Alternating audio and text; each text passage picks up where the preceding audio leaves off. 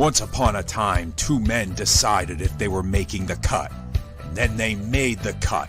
And now JT and Aaron are talking everything from wrestling to pop culture and beyond, because it's no holds barred.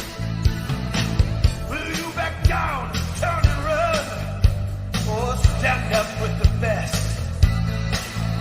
When you're back to the wall, what will your answer be? Will you run for the door? Will you run out on me like it's hard? If you smell no holds barred is cooking.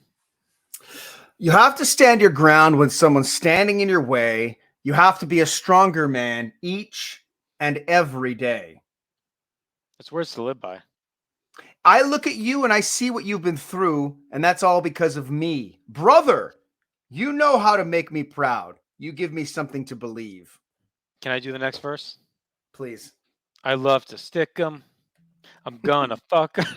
whatever the I'm an actual- ass man. I swear there was a version he said fuck 'em. There's a version. Is it the same guy who sings that and the one? It is, right? Yeah, it has to be. They're like, this guy is so fucking good. We got to get him back to do the one because he crushed it with. Do you think he retired because he knew he'd never make a better time?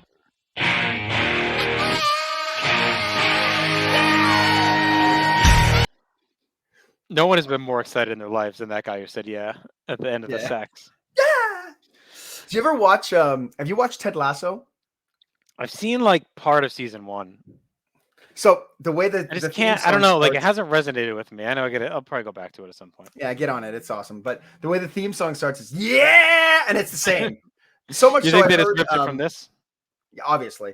But I heard the guy from Mumford and Sons who wrote it on a talk show being like, well, you know, the only part everyone knows is yeah, and then skip intro. He wrote this. Mumford and Sons wrote Billy Gunn. Yeah, you didn't know that? No. Very good. See, you learn something new every day. They started that early. Okay. All right, this is No Holds Barred. We're here every Saturday, both audio and video. Videos on YouTube, of course, if you're watching high. Audio is on any podcast application. Just search North South Connection if you prefer to listen, but who wouldn't want to see us? That doesn't make sense. Plus, you get a cool graphic, courtesy our producer, Tim Not the Toolman Taylor, at the end of this episode. We are here soon, I guess. We can say every other week with this project. Every week is No Holds Barred, but we're here twice a month doing our greatest world title change ever project. So we're watching every WWE world title change ever. We're ranking them in a series of categories, stacking them up, and we're going to determine what is the best based on our metrics. And Aaron, I want you to talk about our metrics because they're very different than most. We're not just judging by match quality. There's a lot of stuff that goes into this.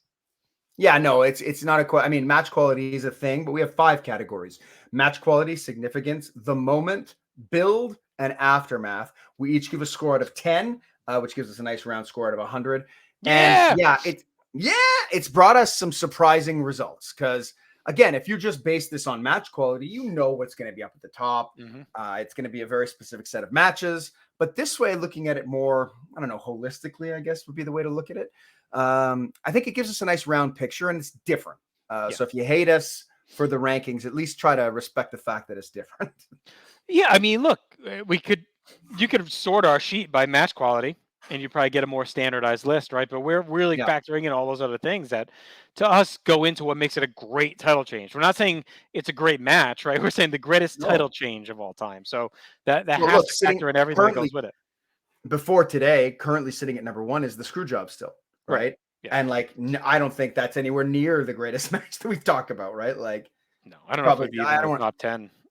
No, I don't think so. But that's just kind of irrelevant. Right. And it's funny with fandom, right? Like, I find too that, like, you know, I like to do different things like this. But then when, let's say I'm thinking about like, Legend of Zelda games, when I tune into a YouTube show or something and like they put Ocarina of Time like 15th, I'm like, Jesus fucking Christ, right? So we all get hyped up, but I don't know. Sometimes it's fun to stretch and see where we go. I dabble in shows like that. Dirty War every other Thursday, right? We have a funky system over there as well. That's led to some interesting results for sure. Mm-hmm. So, all right, let's go ahead and dive in. So tonight we're talking King the Ring 2000.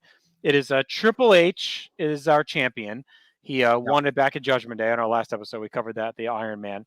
He's teaming with his father-in-law and brother-in-law, Shane McMahon and Mr. Vincent Kennedy McMahon, to take on The Rock, the Kane, and the Undertaker at the King of the Ring. Do you feel on paper this is one of the most lopsided matches in pay-per-view history? And we'll pause there. Let's start the match, and you can answer me. So on the Peacock, we are at 217.05. And Aaron on the Bulgaria network. 216.43 in the Netherlands. Rusev smash. All right, here we go. 3, in the Netherlands. 2, 1, play. Is this a very lopsided contest? In terms of like physical power? In ring as wrestlers, like if you're Triple H, you're really in the soup in this match, man. Like your world title's on the line, and you get these clowns as your partners against The Rock, Kane, and the Undertaker. Yeah. It's like if the Joker were to team up with, I don't know, like Shocker and the Green Goblin to fight Superman, Wonder Woman, and Thanos. Right, yeah. It's it's like, what are we doing? I don't ungodly. I meant to look a little bit more into the build of this, and we're not watching any video packages here, but I'm guessing it was a scenario where Vince kind of made the match, I think, because I know where the aftermath goes the next night. So I think that was like a scenario maybe where they kind of talked themselves up into it and kind of forced Triple H to put his title on the line by running his mouth. Yeah, I mean, look, this is like an at this point, Undertaker and Kane are very much an anti-internet team. At this point, it's like I'm sure at the time people were angry that they were involved in this match in any way, shape, or form. But in the end, it's just all guys that Triple H and McMahon have pissed off, so it makes sense. The story absolutely makes sense, especially coming off Judgment Day. And The Rock is so ungodly over, it really doesn't matter. But I think what didn't help is how the rest of the pay-per-view went. So because you have the best workers in the world in this tournament and don't use them. Yeah, we kind of, I think it was in our Backlash podcast, made a couple comments about 2000 being like a bad, I don't remember saying bad pay-per-view year, but I guess we made some comments about it not being the best pay-per-view year. It doesn't hold up compared to the TV. Our buddy Steve McCullough hit us up, and I'm trying to pull up the comments here. So big fan of everything North, South, and PTV. Mm-hmm. So thank you, Steve. He's been around forever. Kurt Angle drinking milk backstage, by the way, watching this. Beautiful. So of course he just won the crown. He said 2000 not a great pay-per-view year, ? At least 6 of them are great, and only 2 are actively bad, and the rest are decent. So I wanted to kind of clarify that a little bit. Like, I think what we meant, at least what I meant in saying something like that, is that when you look relative to the overall product, you expect it to be like an all-time classic year, loaded with great pay-per-views. There's too many misses when you look at their roster. Yeah, it's not that. I wouldn't say it's garbage. I wouldn't say it sucks. I just wouldn't say it's great. And I think that's the important distinction. Because the TV and the stories are great. Royal Rumble, I remember being great. No Way Out, I remember being great. Like the Rumble doesn't. When Marcus and card is good I like the card at the Rumble because I love the main event, the title match. I love the tag match. And the Taz is good. The China thing is a mess. The Outlaws. Mae Young. That's stupid. Not the Outlaws. Outlaws, right? Don't they have like a quick squash with the Acolytes? Like that sucked. The Rumble is not that great. You and I talked about it a bit on our old podcast. Marcus and I weren't fans. So it's going to all start 5-star match, but so it's a fine show with some hot moments. No Way Out, very good. Mania is one of the most disappointing Manias ever. Yeah. Backlash and Judgment Day are great. Like I'm all on there. This show is a fucking disaster. Yeah. Fully Loaded is great. SummerSlam. I'm not high and Fully Loaded. Okay. SummerSlam is pretty really. Yeah. Okay. You're really good. And then the back end after good. SummerSlam is like middling. Yeah. I don't mind Armageddon, so I like the 6-way, but yeah. And look, all of them have good, Survivor Series has The Rock and Rikishi that I love. Oh, there's good stuff. Yeah. Angle winning the title I love. But it's what you said before. It's just with the roster they have, with how much TV's cooking, you're expecting like 01. 01 is almost the opposite. Right. 01, the pay-per-view year, like every show is great. That's what you expect out of 2000.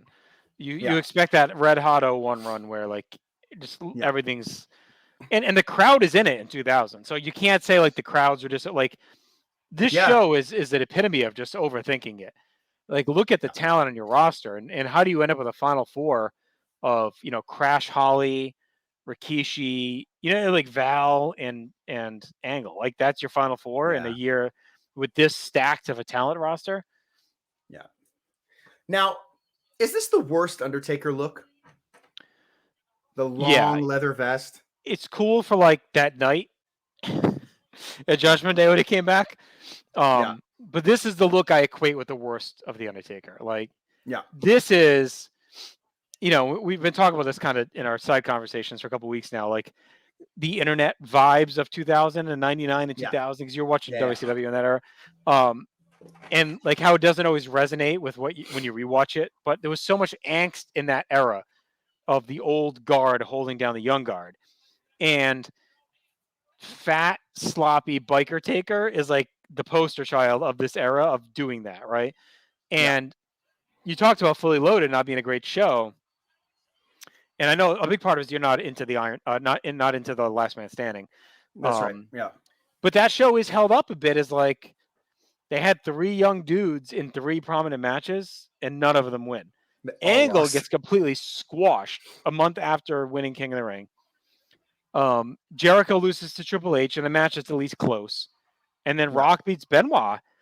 You know, if they just have Angle win, we look at that show completely differently, because that's the most egregious one.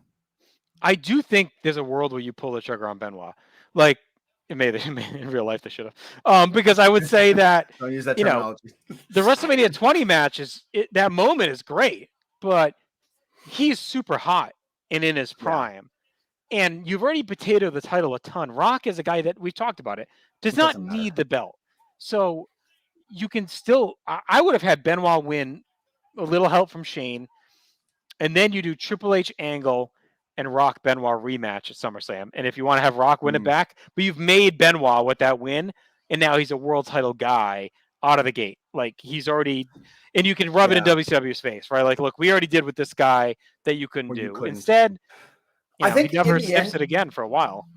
Well, in the end, I mean, I don't know about you, but Benoit's one of those guys that, I mean, forget all the other bullshit, but like to me, he doesn't resonate with me as a main event made guy, even though he kind of is based on where he won that title. And I don't think, I think if you had asked me many years ago, I would have said, no, it's ridiculous to throw the title on him there because then it might hurt him later. But because his reputation and such because he went to the main event, then back down to the mid card after, I don't think it would have mattered to give him the belt here.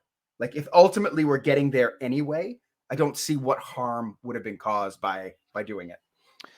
Yeah, I just think it's almost just more the fact that you're going to use this guy like WCW did, and he may not go back to the mid card. Maybe, you know, they realize they have a little bit more in him. I know it doesn't resonate as much with you, but I think there was ever a time where he was legit and felt like a star. It's in this run in 2000 because it was a big deal when they got him. It was almost like the other dudes were an afterthought. They were just like, we want Benoit, and we'll take whoever it takes to get us there. And because he was kind of accepted as the best wrestler in the world at that point. Yeah. So by putting the belt on him, it's like, oh, fuck. Like, all right, this is like the home of the best wrestlers in the world. Like, you know, ECW had in North America, right? Let's put Japan and everything else aside. But in North America, right, ECW kind of had that claim for a bit, right, that we have the best wrestlers. WCW kind of had that claim a little bit in like maybe 97, 98 when they had like, you know, Malenko, Ultimo Dragon, Rey Mysterio. Like, right, they had all those guys, Guerrero. In 2000, they had them, right? But I don't know, Benoit winning the belt to me almost like legitimizes it even more that this is a pure wrestling company now first because they have the best athletes and they're champions, right? And Angle wins it later in the year. So maybe Benoit keeps it for a month, Rock then pops it over to Angle. Now you're world champions for this year, Triple H, Rock, Benoit, and Angle. Like that's an awesome run of champions in a year that's focused on in-ring action. And Big Show. Yeah, for a week. He started the year as champion. Like we should mention Jimmy Carter was president in 1980. That's it, right? Look, I know this is not TNA Never Dies, but like we didn't really talk about what this match actually is. Which is Rock, Kane, and Undertaker against Triple H, Vince, and Shane. But why I wanted to bring it up is we've already seen the dissension where the faces have somebody beat, and they keep pulling each other off so that they can win the belt. Yeah, and I think that was, it's kind of coming back as we're talking about it. I think that was the why. Like Vince said, "Oh, we should do this because they'll never get along," right? I think that was kind of that's the probably talking point heading in. Was like, we will because we're family or whatever. We're cohesive, and we'll make sure we keep the belt in the family. What I don't recall, I don't know if they've said it, if Shane or Vince won, were they going to become champion? Was it anyone who got the pin? I don't think so. It was just if they win, Triple H retains, right? Yeah. Oh, I love Rock throwing Shane in the ring. I love Rock throwing Shane around. That's one of those, you got those things in wrestling that you love. That's for sure one of them. When he gets both lapels and tosses him somewhere. It's a good year of Shane getting thrown around. We saw the one where Jesse flicked him out of the ring as well at some. That's right. When his body just flops so awkwardly, like he's not faking. I mean, if there's ever an era to do this shit, though, it's now. Like the crowd is, all in, no matter what. I love Undertaker trying to run over while Rock's getting beat on the floor, but can't run. But I mean, the vest has got to be tight, like everything, and I'm sure he's not fully healed. I mean, he was really fucked up when he left the 99. Like, I'm sure he's not 100%. Like, well, yeah, but you can tell he's a bit over. I don't think he gets better. I mean, really better until he cuts his hair. It's like overnight. He cuts it, and then he's great at vengeance when he beats the shit out of RVD. Yeah, I love it. Even though, and I mean, think about that. He's beating RVD for the hardcore title, and we're not mad. No, that's how good he is. Yeah. No, there's this run is rough because that match sucks with Angle at Fully Loaded. Then he's got the one at Survivor Series, which is not very good. No, then he's also got the match at Kane, which is terrible. At SummerSlam. Where it's supposed to be a big show. They sent him to the Fat Farm. Right. So Kane goes in at the last minute. Yeah, that's not good. And then, he almost turns the corner in early 01 because you get the fun stuff with Rikishi at Armageddon. Then you're setting up for maybe having the Brothers of Destruction against the Islanders at Mania. But then you get Triple H Taker, which is very good at Mania. That's good.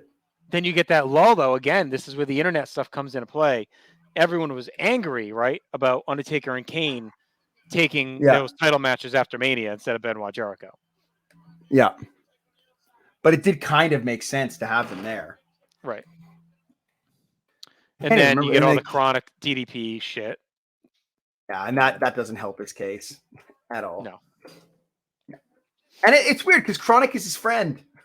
Like wouldn't you want to help them? They completely bury them. It's like, it's weird. And look, it's funny because as I'm watching WCW, Brian Adams to me is not that interesting a worker, but as Chronic, it works. That whole act works really well. They were over, man. Like when they came, it was like, oh, cool, Chronic's coming. Like they were really one of the most over acts in that dying days of WCW. And it wasn't even the weed part of it. It was just like these two. I mean, it just shows you when you build up big dudes as badasses,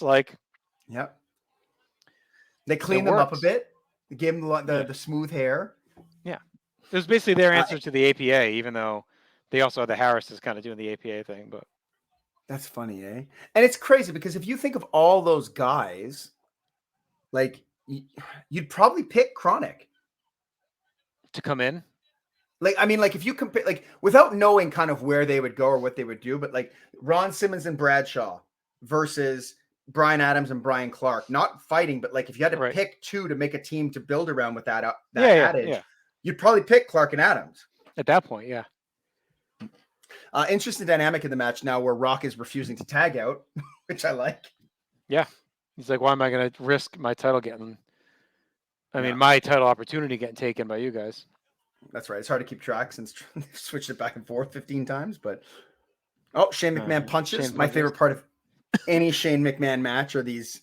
But I like them better then because they're almost played for comedy. It's like, look at this doofus. You know what I mean? Versus 09 and later where it's presented as he's like a prize pugilist MMA fighter and they're meant to be real punches. I feel like Stracker. Yeah, I feel like at this time it's more like look at the idiot boss's son, trying to punch with the Rock, Yeah, because when he was brought back in 2016, it was here's a tough guy. Even 09 when he's doing those stupid punches against Orton. Oh yeah. Yeah. Oh, well, think about it. Was it 2018 when he was the best wrestler in the world? Yes. Is that it? Oh God, please. That war season just about broke me. That's I it's funny. remember We when talk about these. Yeah, go ahead. I was gonna say when I did the year that was for 2018, it took like 3 months to watch it all. Like, it was so hard. Watching these 2000 and pay-per-views, and we're talking about like how they're disappointing. Those 18-19s are up there because every Yeah. card, I'm like, oh, this should be good. Oh, this should be good. Oh, this should be good. And like every match just never is great. Like they all cap out in like 3.5, and it's weird. Yeah. You just expect them to be better when you look at like an AJ Styles world title run with matches against Nakamura, Samoa Joe, like you would have nutted in your pants like if you knew that was gonna be the title run that year going into it. Like, oh fuck, we're gonna get an extended AJ Styles main event picture with Samoa Joe and Nakamura and Daniel Bryan, Rusev and Daniel Bryan and Brock Lesnar. Like those are your world title matches. Yeah. And then they're all, but none of them are bad. They're all just, it's funny because if you were to say like, oh, it's a card full of 3.5-star matches, you compare that to 99 where like that doesn't exist at all. Right. Like, but I'd rather watch 99. Yeah, because nothing happens. Like I struggled in those, not to keep referencing war, but I struggled in those categories to do like notable moments, which is and a lot of those shows like are flat because nothing happens. You can go shows at a time and nothing is happening. It's just very good matches and they're super fucking bloated. Like, and they're not even bloated with crap. It's like you get a lot of pay-per-views in some of the modern era that are bloated with commercials and stupid segments, but those are bloated with just, they give the guys a lot of in-ring time and have a lot of matches. So like the cards on paper again look good. You're like, oh, 10 matches and these are the guys involved and like they're all getting 20 minutes to tell a story. You'd think it's going to be awesome. And it's like, no. It's like they want to create the same show every time. In that the same reactions happen, everybody sings the same songs. Like they're so afraid of deviating from that. Yeah. Which is back to 2000. I mean, you can't really say that about this because this is kind of a risky main event in terms of like, will it be good? Will it be the whole bad? year is risky. Like they don't have Austin, right? So they're kind of flying blind. They have Undertaker in a brand new gimmick for the first time in 8 years after he's been very successful. Rock has been great, but he hasn't been a proven main event face at all until this year. You're banking on a new guy in Angle. You give him the world title less than a year into his run. You got Benoit main eventing a show. You have a love triangle angle that never works. Like, you know what I mean? Like, there was a lot of you got guys dancing before the matches. Like, it's all this weird shit that ends up getting over, right? Right. Like, if you had told me in 99, oh, the biggest act in 2000 is going to be a sumo wrestler and 2 wannabe rappers. Right. Like, and they're over. It'd be a hard sell, but they were the most fully loaded company almost. We talk about fully loaded. Like Rikishi Valvinus in the cage is great, Yeah. Oh, now Undertaker's just straight up fighting Kane on the outside. And it's tough because like you want to say, oh, Rikishi, like, I kind of shit on it before that he was in the finals with Angle, but he was so over, it's hard to argue it. It's just also a tough pill to swallow when you are looking at when you're looking at the guys on the roster, right? Like, yeah, when you could have had a finals with Benoit Angle or Jericho Angle or whatever, Yeah, it's almost like they were trying to do too much with the rest of the card. Like that's one where the whole tournament. Like, do they do the whole tournament on the card? I don't remember now. They do, 3 rounds. They do 8, right? Yeah. And they actually this was like the year they did like 32, I think. Oh. Like on TV, they had like friggin' 3 rounds, I think, on TV. I don't mind that when I have no problem when they do that. I love it. Like, yeah. Kane has now turned on Rock and chokeslammed him, and Triple H thinks he did it for him. I guess Triple H is used to guys thinking they do it for him. Doing it for The Rock, yeah.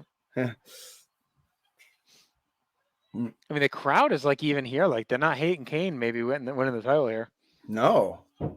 Well, I think the atmosphere is very much anything can happen. Yes. Right. Like, would it have been crazy if Kane won the belt there? He's still coming. He's still pretty hot. Well, and after SummerSlam 99, like it wouldn't be insane when Foley won that belt out of nowhere. Like, right. And he's still over from the X-Pac feud. Yeah. Like, yeah, he really is. And really, this is a year. this is a year anything like look, Taz shows up, Jericho wins the belt on Raw to get it turned back. Like there's all kinds of weird shit happening the whole year. Undertaker just crushed Kane with a chair shot. Yeah, and now he's gonna choke slam Shane off the top rope, and I don't remember this bump. Let's see it. It's gonna be sick. He's gonna fly. It's far. Oh fuck yeah, that was good. Oh, that was amazing. That was a good spot. Yeah. Crowd losing their shit. I did not. Yeah, he jumped with him and guided him the whole way. This match has low key been good, man. I think it's a little underrated. Yeah. Vince doing the people's elbow now. Of course. He's about to eat shit, right? Rock's definitely gonna jump up. Yeah, he's gonna get the shit. He's gonna rock bottom right in this area. Yep, there it is. Yeah, no shit. Here it's finished right here. Yeah, Vince definitely remember him costing the match. Boom. Look at that pop, is awesome. Pop's insane. Yeah, that's a good finish. Yep. I liked it. Yeah, with Undertaker hurts himself, and it made sense logically because the rest of the match, Undertaker, Kane, and Rock have been taking each other out slowly, right? And so now that they've all kind of getting knocked off to the side. No, I like that ending a lot. It was a good match. It was, the show is like one of those ones you want to rebook so bad, and you don't even have to go crazy. You can use the exact card and just shuffle some stuff up. Yeah, you'd just be adding like a couple 4-star matches to the show. Correct. With using the same guys. Less frustrating. All right, let's look at our categories. So match quality, I'm gonna go. I think 3.5. A 7. Yeah. Feel good? So my previous ranking from my last watch was 3.25. I'm gonna bump it up 3.5.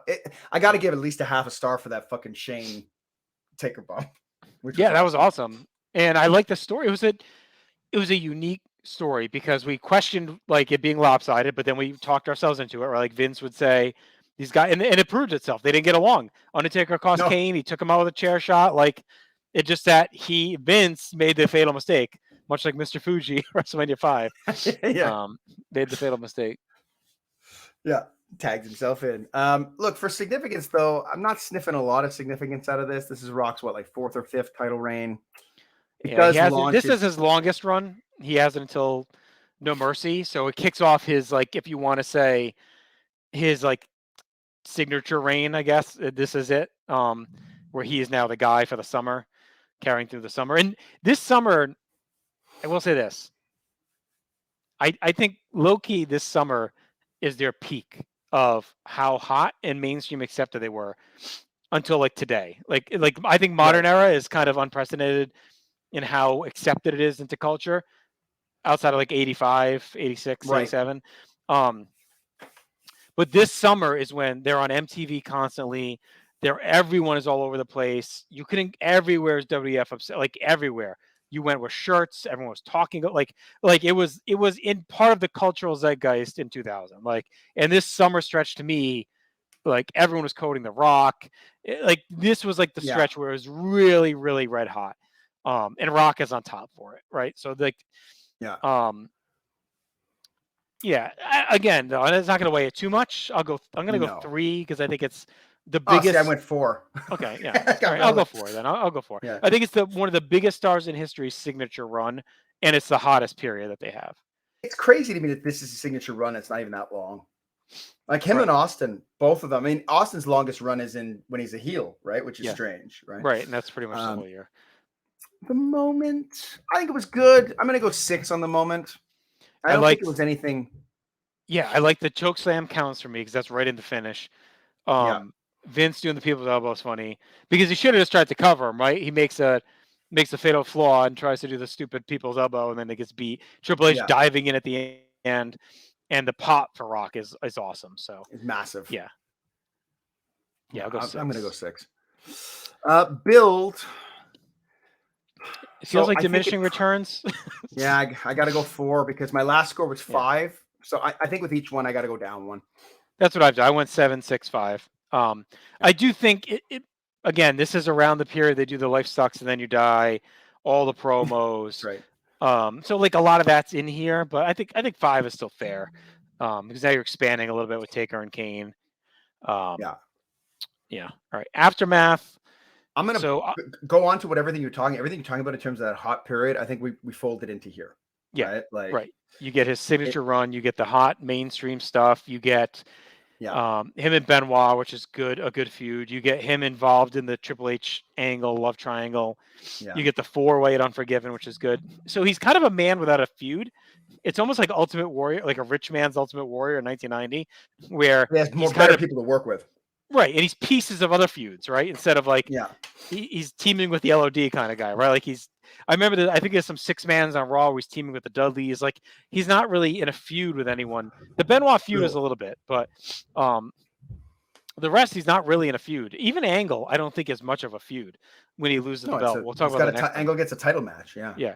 So that's the only down part to me, but he makes it work so well because he's such a dominant presence. He's just wherever he touches is red hot, you know. He's everything a champion should be. Yeah. Because I think if your champion is that hot, it's everything I want. No, but if your champion is that hot, you don't need the super strong storylines to support him. No. So you put the storylines elsewhere so the whole show feels more balanced. It's like those stretches of Hogan when he's just like fighting the random heel of the month on house shows, right? 84, whatever, 85, right? He's everything you want. He's everything you need. Yeah.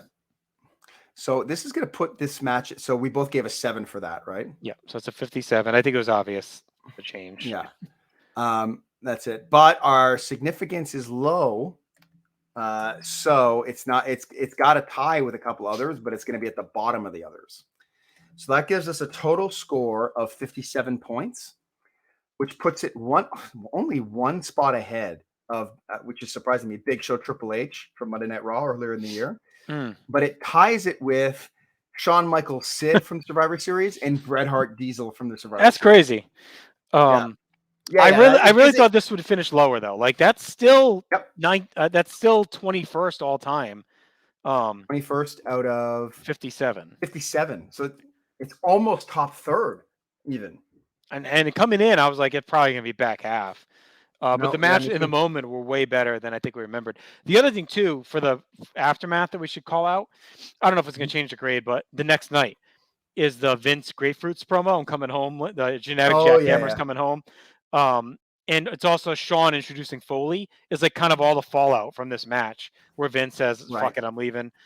Triple H is pissed at him, and then Foley takes over as commissioner. So a lot kind of comes the next night off of this too.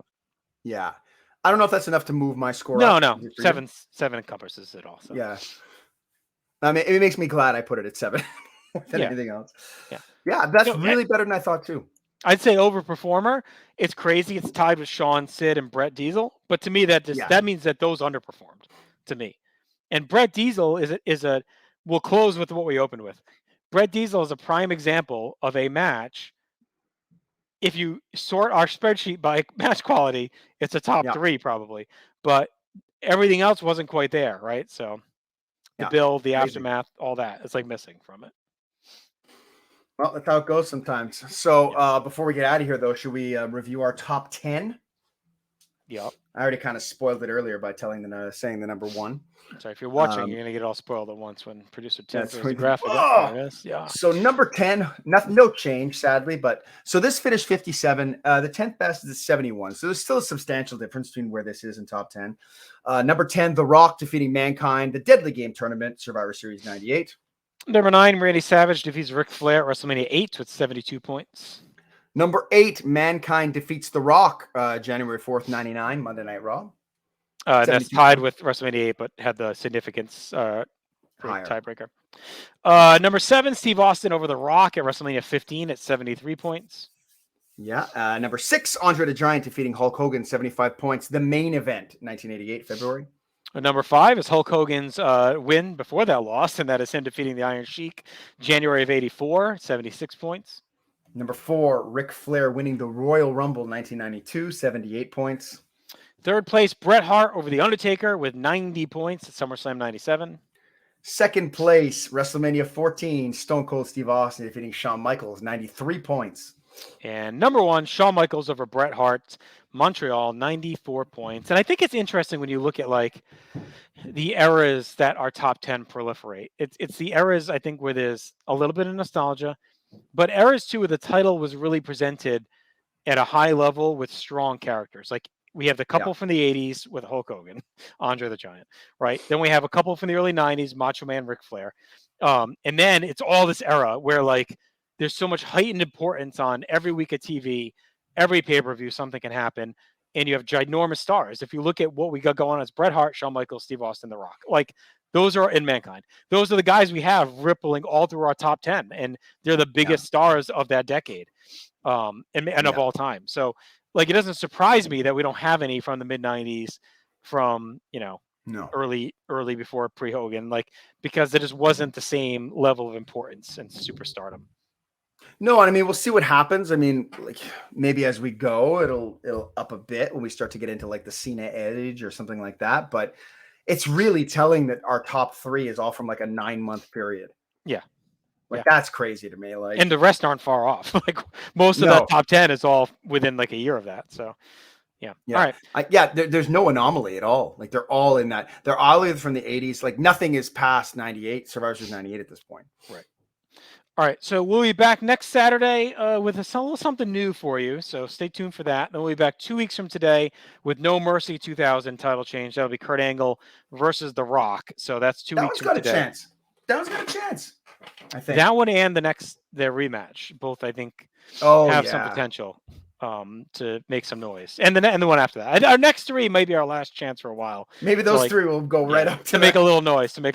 We'll see. All right. Check it out with the North Connection video, audio, Dookie's Drop. We're out. Talk to you next week. Bye. Bye, Jackass.